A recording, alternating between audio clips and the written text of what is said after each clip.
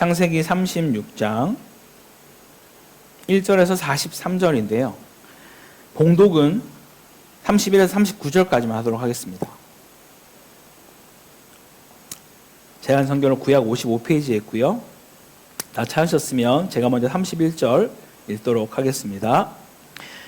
이스라엘 자손을 다스리는 왕이 있기 전에 에돔 땅을 다스리던 왕들은 이러하니라.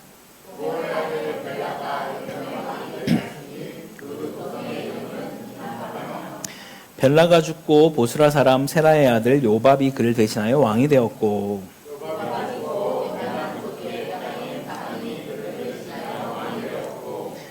후삼이 죽고 부다세의 아들 곧 모압들에서 미디안 족속을 친 하닷이 그를 대신하여 왕이 되었으니 그 도성 이름은 아윗이며,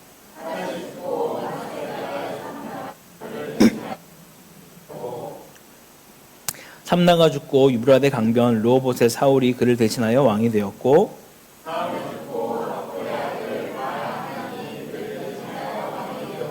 함께 읽겠습니다. 악보레의 아들 바알 하난이 죽고 하달이 그를 대신하여 왕이 되었으니 그 도성 이름은 바우며 그의 아내의 이름은 무에다벨이니 마드렛의 딸이요 메삽의 손녀더라. 아멘. 할렐루야. 오늘도 은혜의 자리로 말씀 앞에 나오신 모든 성도님들에게 그리스도의 평강과 긍휼과 은혜가 가득하기를 간절히 소망합니다. 네, 지난주에 이어서 이번 주에도 우린 계속해서 창세기를 보고 있습니다. 작년부터 좀 오랜 기간 보고 있긴 하죠. 그래서 끝까지 가야겠습니다. 창세기를 우리가 크게 두 부분으로 나눈다고 얘기를 했었는데요. 혹시 기억나십니까? 1에서 11장까지가 원역사라고 나눴고요. 12장부터 50장까지가 족장시대라고 그렇게 나뉘고 있습니다. 아브라함, 이삭, 야곱, 요셉 이렇게 4명의 족장을 중심으로 이야기를 펼쳐가는 것이죠. 오늘 우리가 보는 36장까지가 바로 야곱의 인생을 다루고 있습니다. 이 이야기가 마무리되면 다음 주부터는 37장 요셉의 이야기가 본격적으로 시작하게 됩니다. 근데 성경을 보면 참 흥미로운 법칙이 하나 있습니다. 새로운 족장 시대가 열릴 때마다 꼭 반복되는 패턴이 하나가 있습니다. 하나님은 꼭 선택받은 민족의 이야기를 하시기 전에 선택받지 못한 족속의 족보를 꼭 먼저 한번 짚고 넘어가시더라는 것이죠. 오늘도 어김없이 37장부터 시작될 요셉의 위대한 그 믿음의 여정 앞에 이삭의 죽음 이후 에서의 족보를 이토록 아주 상세하게 낱낱이 언급하고 있습니다. 성경은 결코 우연이 없고 쓸데없는 내용도 없습니다.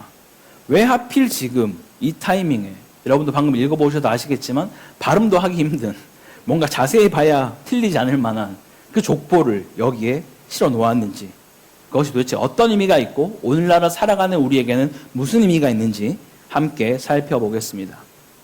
사랑하는 성도 여러분, 믿음으로 살아가면서 정직하게 무릎을 꿇고 기도할 때 문득 우리의 마음을 무겁게 짓누르는 질문이 하나 있지 않습니까? 왜 하나님 없는 세상이 나보다 더 빨리 잘 되는 것 같을까? 왜 저 집은 예수를 안 믿는데도 저렇게 속히 안정되고 뭔가 더 번창하는 것 같은 느낌이 들지? 이런 질문이 우리 안에 생길 수 있습니다. 우리는 주일을 성수하고 눈물로 예배를 지키고 말씀대로 정직하게 살아보려고 애를 쓰는데 삶은 뭔가 더디기만 합니다. 여전히 물질은 빠듯하고 자녀들의 문제는 뭔가 안개 속에 있는 것 같고 기도의 응답은 마냥 지체되는 것처럼 느껴질 때가 있다라는 거예요. 반면에 내 주변의 어떤 이들은 하나님 없이도 인생의 고속도로를 거침없이 달리는 것처럼 보여집니다. 더 빨리 성공하고 더 빨리 자리를 잡고 세상의 인정과 부러움을 한 몸에 다 받는 것처럼 보여지는 것이죠. 그럴 때 우리는 깊은 영적 소외감과 조급함이 나도 모르게 밀려옵니다. 하나님, 제가 지금 정말 제대로 가고 있는 게 맞습니까? 라고 말이죠. 오늘 우리가 펼친 이 창세기 36장이 바로 그 영적인 아름과 깊은 질문에 답하시는 하나님 아버지의 마음이 담겨있는 본문입니다. 창세기 35장에서 믿음의 족장 이삭이 죽으면서 아브라함과 이삭의 시대가 완전히 저물게 되죠. 그리고 37장부터 우리가 잘 아는 요셉의 파란만장한 이야기가 시작되어집니다. 그런데 성령께서는 야곱에서 요셉으로 넘어간 이 거대한 구속사의 전환점 한복판에 굳이 읽기도 힘든 이 이방민족 에서 에돔의 족보를 한 장을 통째로, 그것도 짧지 않고 정말 길게 끼워 넣으셨다라는 것이죠. 왜 그럴까요? 이것은 단순한 어떤 인명부의 나열이 아닙니다. 세상의 화려한 그 속도의 기주가 있는 주님의 자녀들을 향해서 이 역사의 주관자이신 하나님 아버지가 던지시는 위로이자 또한 경고의 메시지라는 것이죠. 오늘 이 족보를 통해서 우리에게 들려주시는 그 아버지의 음성에 귀를 기울일 수 있도록 하면 좋겠습니다. 먼저 첫 번째는 세상은 먼저 앞서가는 것처럼 보여집니다. 본문 36장을 읽어내려다 가보면 에서는 그 에서의 가문이 이룬 성공의 속도가 아주 놀랍게도 너무나 빠릅니다. 그 속도에 맞추고 압도당하는 것처럼 느껴집니다. 에서가 너무나 잘 되는 것처럼 보여진다는 것이죠. 가나안을 떠나서 이 세일산이라는 천의 요새를 그들이 조기에 차지하게 됩니다. 자손들은 아주 무섭게 번성을 하게 되고요. 그 이름 앞에는 그냥 어떤 누구 아들 누구라고 말하지 않고 족장이라는 화려한 타이틀이 줄줄이 붙게 됩니다. 그리고 그 세상적 번영의 정점이 바로 오늘 함께 읽은 그 31절인데요. 다시 한번 같이 읽어보겠습니다. 시작. 이스라엘 자손을 다스리는 왕이 있기 전에 에돔 땅을 다스리던 왕들은 이러하니라.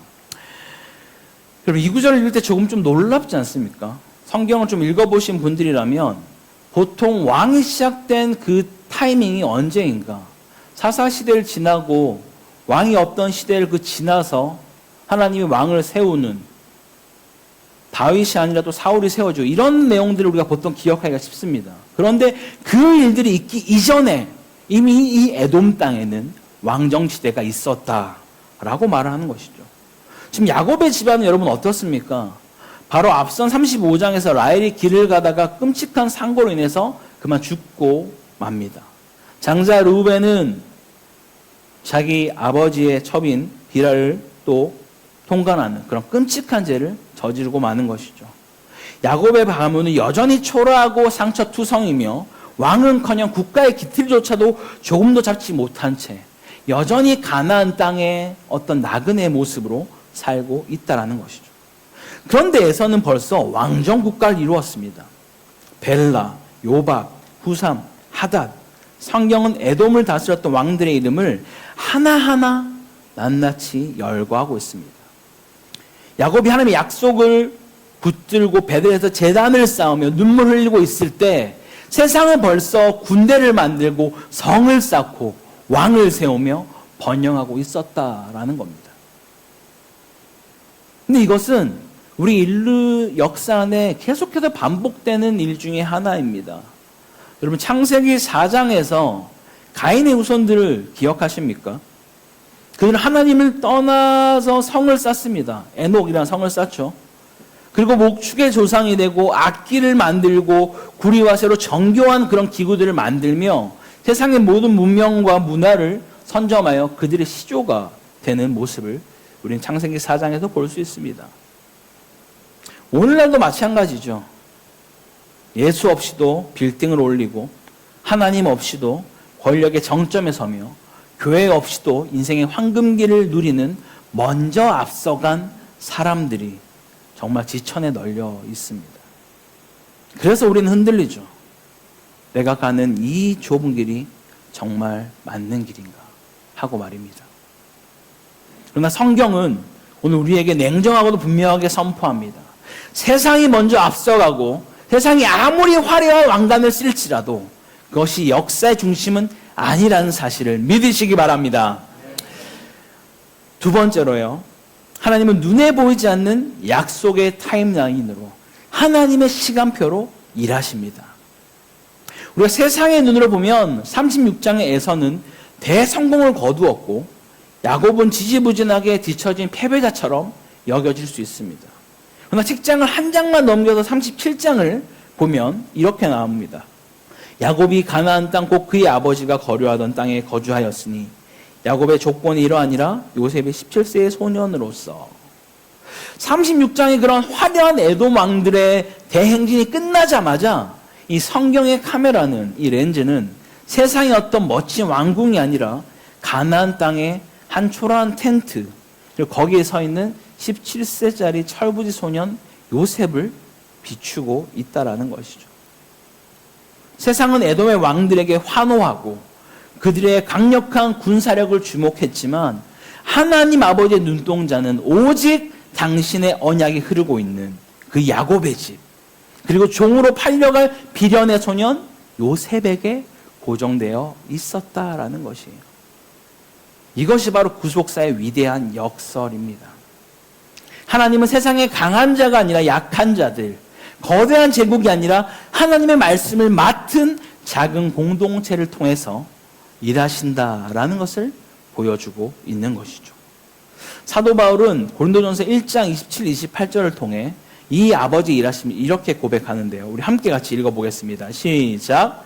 그러나 그의 미련한 것들을 택하사 부끄럽게 하려 하시려고 세상의 악한 것들을 택하사 강한 것들을 부끄럽게 하려 하시며. 아멘. 먼저 앞선 에돔의 왕들은 창세기 36장이라는 단 한 장의 페이지에서 그들의 어떤 역사는 끝이 나고 맙니다. 영원히 성경에서 퇴장하게 되죠. 그들의 번영은 단발성이었고 하나님의 구원 계획과는 아무런 상관이 없는 공허한 메아리였다라는 것을 보여주고 있습니다.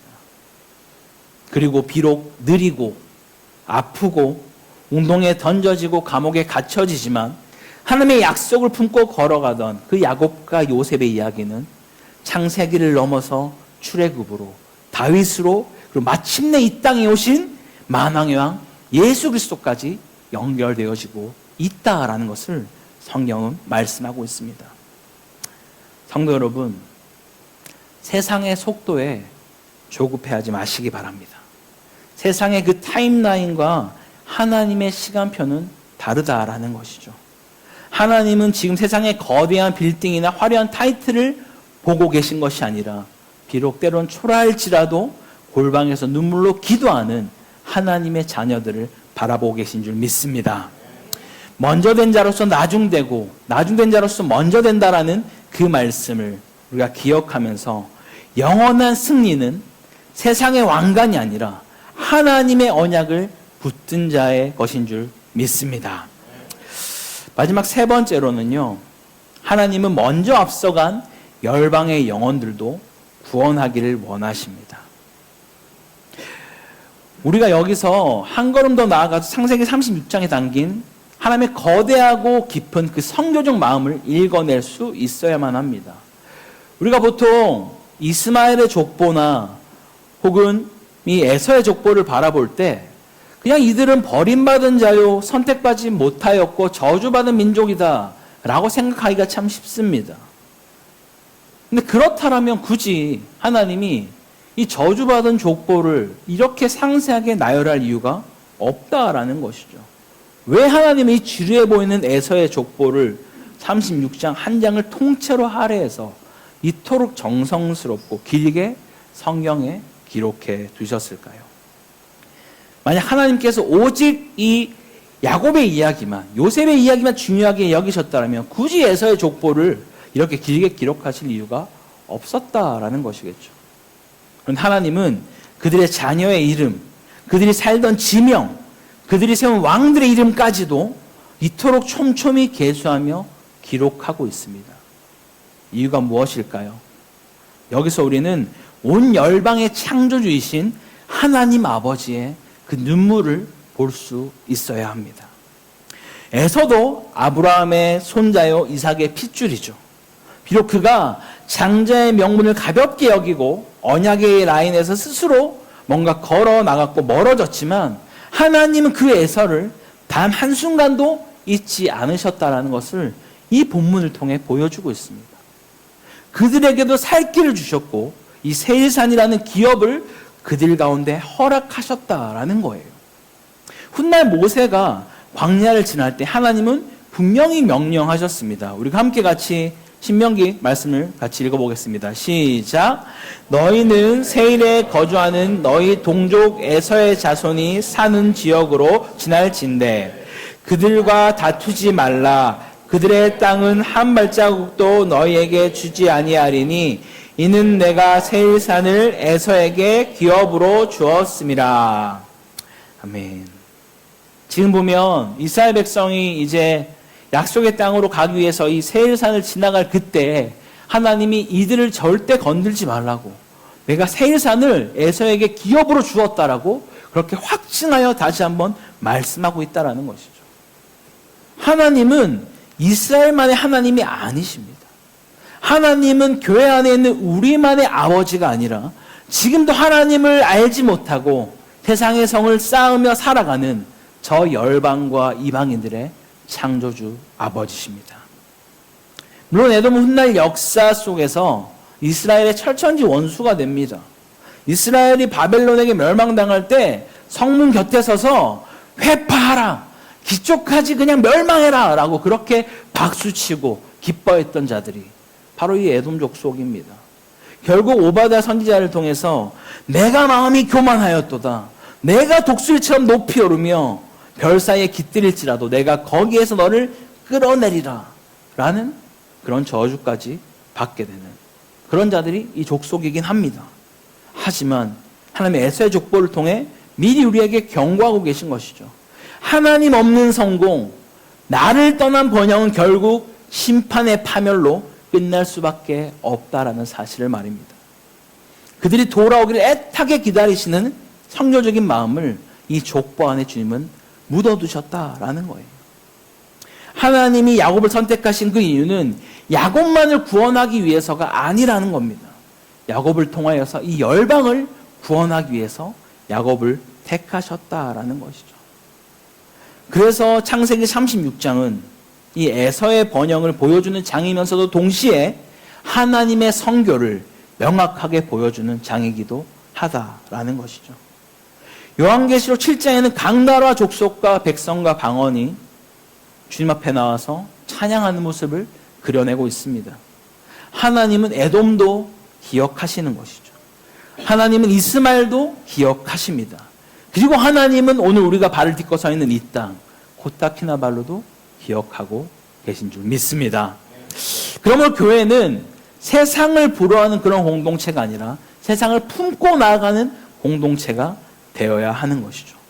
우리는 에서를 불허할 사람이 아니라 에서에게 나아가 복음을 전할 사람들인 줄 믿습니다. 언약 백성인 우리는 우리가 선택받았다라는 사실에서 멈추면 안 되는 것이죠.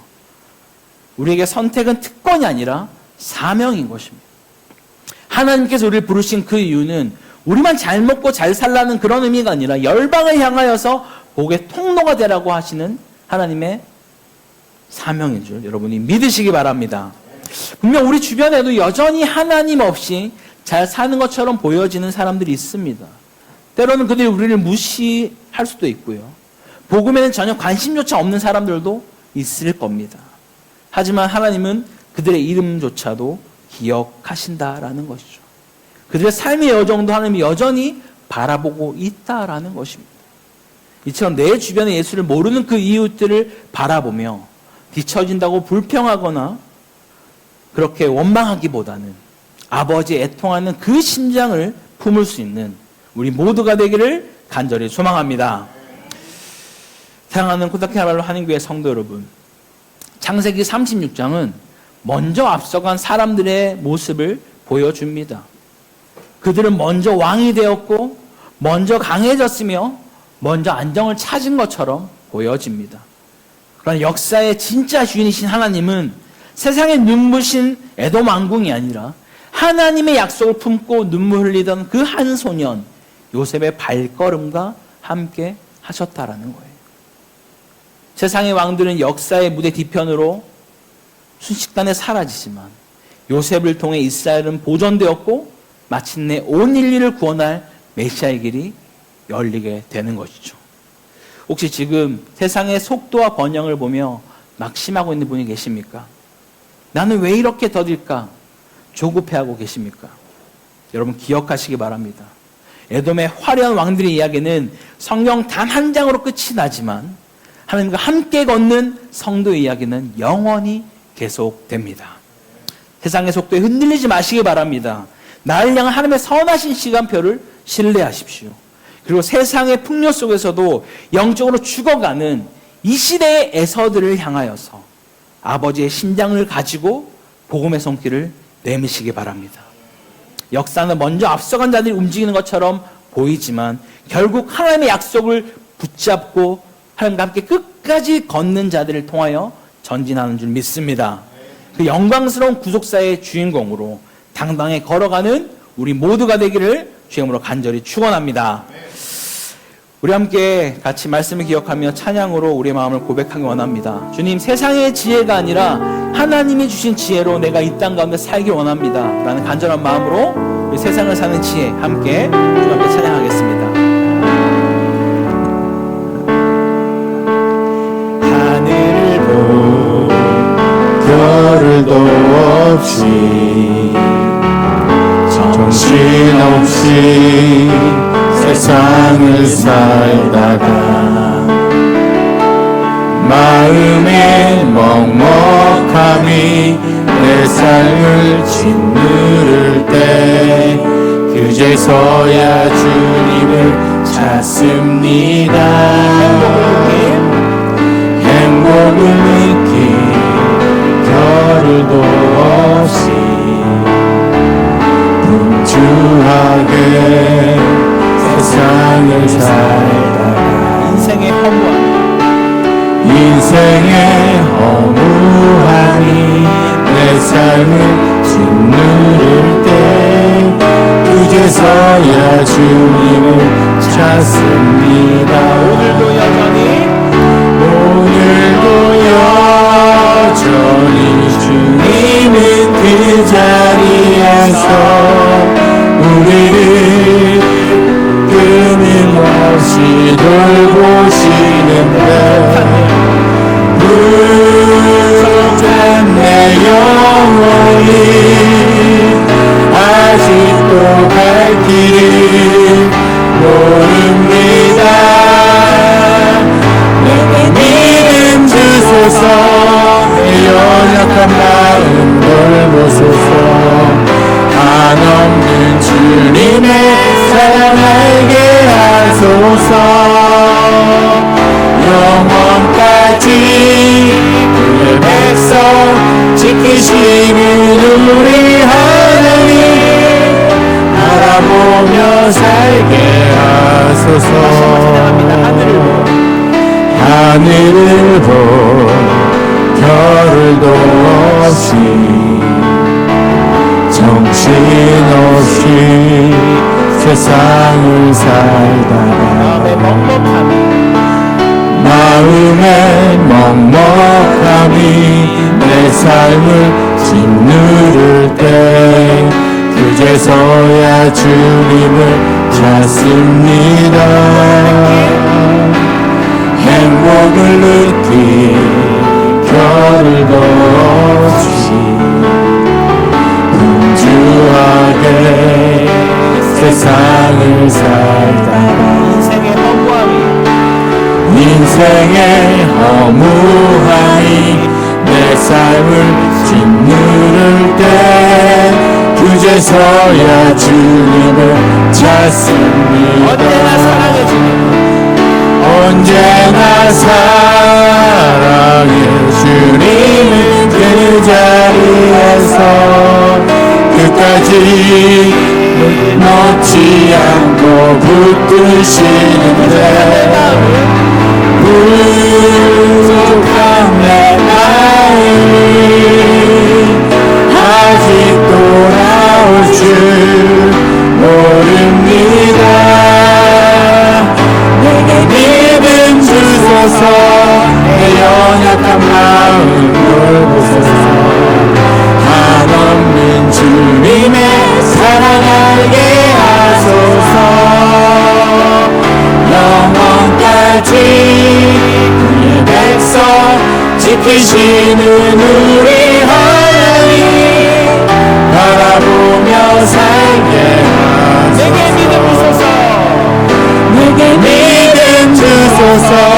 내 연약한 마음 돌보소서. 한없는 주님의 사랑 알게 하소서. 영원까지 그의 백성 지키시는 우리 하나님 바라보며 살게 하소서. 이렇게 말씀을 기억하며 같이 기도하기 원합니다. 주님, 이 세상의 속도와 성공에 흔들리지 않도록 우리를 붙들어 주시옵소서. 하나님의 시간표를 신뢰하는 사람으로 주님 살게 하여 주시옵소서. 눈에 보이는 형통보다 하나님과 동행하는 삶을 더 큰 복을 여길 수 있는 그런 복된 인생으로 우리 인도해 달라고 기도합시다. 그러니까 우리 주변의 에서들을 향한 하나님의 마음을 품고 복음의 통로로 살아갈 수 있도록 우리 붙들어 달라고 우리 주 한번 간절히 잠깐만 기도하겠습니다. 주여, 하나님 아버지 감사합니다. 아버지 오늘 이 시간 우리가 또 이 창세기 말씀을 통하여서 먼저 앞서간 사람들이 우리 주변에 참 많은 것을 다시 한번 바라보게 됩니다. 마치 하나님 없이 너무나 잘 사는 것 같고 정말 그들을 건강하고 정말 봉성하며 그들이 정말 더 찬란한 것처럼 보여질 수 있지만 이 세상의 역사의 주관자는 그들이 아니라 세상이 아니라 하나님이신 것을 다시 한번 기억하게 하여 주시고 세상의 성공과 그런 일에 따라가지 않게 하여 주시고 하나님의 그 약속의 타임라인을 따라서 하나님의 그 시간표를 신뢰하는 자로 살아갈 수 있도록 도우시고 인도하여 주시옵소서. 눈에 보이는 그 형통보다 하나님의 동의하는 그 삶을 의지하며 하나님의 복음의 통로로 축복의 통로로 살아갈 수 있도록 인도하여 주시고 오늘 이 땅에서 하나님 기름을 내서의 그 모습처럼 살아가는 자리를 향하여서 복음의 통로로 우리 삼아여 주시고 인도하여 주시옵소서. 하나님의 역사하시고 우리 삶 가운데 우리 가정 가운데 우리 교회가 나타내 주시고 하나님 기뻐하시는 그 삶의 자신으로 살아갈 수 있도록 주도우시고 인도하여 주시옵소서. 하나님 정말 기뻐하는 자로 삼고 원합니다. 하나님 쓰임받는 자로 삼고 원합니다. 하나님 예수를 믿고 신뢰 나갈 수 있는 거룩한 제 백성으로 주님의 다른 걸음을 주여 인도하여 주시옵소서. 주님 공차하여 주 역사하시는 것을 공차하여 주시옵소서. 사랑은 풍성하신 하나님 아버지, 세상의 화려함과 빠른 성공을 바라보며 우리의 마음이 흔들릴 때가 많았음을 주님 고백합니다. 그러나 오늘 말씀을 통해 역사의 주인은 세상이 아니라 오직 하나님 한 분이심을 다시금 깨닫게 하시니 감사합니다. 에서의 가문이 세상에서 먼저 왕을 세우고 먼저 번성하였지만 하나님께서는 요셉을 통해 당신의 구원의 역사를 이루어 가셨음을 우리가 기억하게 하여 주옵소서. 우리가 세상의 속도에 조급해하지 않게 하시고 하나님의 시간표를 신뢰하며 끝까지 믿음의 그 좁은 길을 걸어가게 하여 주옵소서. 눈에 보이는 성공보다 하나님과 동행하는 삶을 더 큰 복으로 여기게 하여 주시고 어떤 상황 속에서도 말씀과 기도로 주님만을 붙들며 살아가는 인생으로 인도하여 주옵소서. 또 하나님을 알지 못한 채 세상의 성을 쌓으며 살아가는 영혼들을 바라볼 때 부러워하는 그런 마음이 아니라 아버지의 애통하는 마음을 품게 하여 주시고 때를 얻든지 얻지 못하든지 복음을 전하는 증인의 삶으로 살아가게 하여 주옵소서. 우리 언제나 함께 하시는 우리 주 예수 그리스도의 이름으로 기도드립니다. 아멘.